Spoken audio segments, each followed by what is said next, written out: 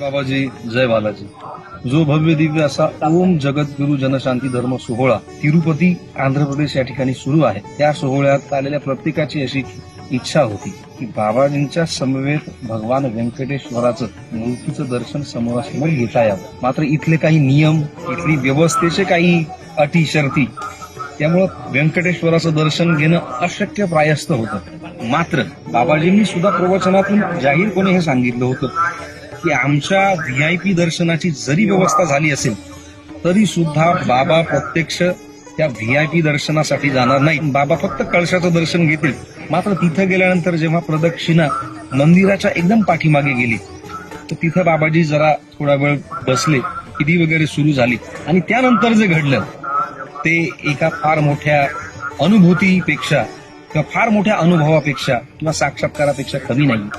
बालाजी महाराजांचे 2 गजराज, त्यांचं आगमन होतं कुठं नाही तर तिथे पाठीमागे कारंजे सुरू झाले.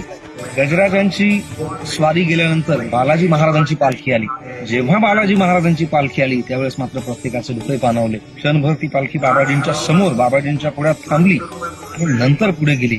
कदाचित बालाजी महाराज असं सांगत असावेत की महाराज, इथल्या प्रशासकीय व्यवस्थेच्या अनेक अटी शर्ती असतील, मात्र प्रदक्षिणा मार्गात तुम्हाला हवं तेथे तुम्ही विराजमान व्हा, मी आपल्या भेटीसाठी येतो. काल आम्ही सर्वांनी प्रत्यक्षात ते बघितलं. बालाजी महाराजांची पालखी जाताना प्रत्येकानं मनोभावे बालाजी महाराजांचं दर्शन केलं. तदनंतर तेव्हा एका गजराजाने येताना बाबाजींना मानवंदना दिली. त्या गजराजाची ती मानवंदना पाहताना शिवशाही आठवली की राज, मुजरा स्वीकार करा राज. सुंदर वातावरण तर प्रत्येकाचा रोम रोम पुलकित झाला होता. आणि ही अशी उत्कट अनुभूती काल आम्ही सर्वांनी याची डोळा अनुभवली. हा सोहळा जो आहे बाबाजींच्या वैभवाचं, बाबाजींच्या कार्याच्या वैभवाचं एक प्रतीक ठरेल. याची इतिहास नोंद घेईल यात कुठलीही शंका नाही. जय बाबाजी.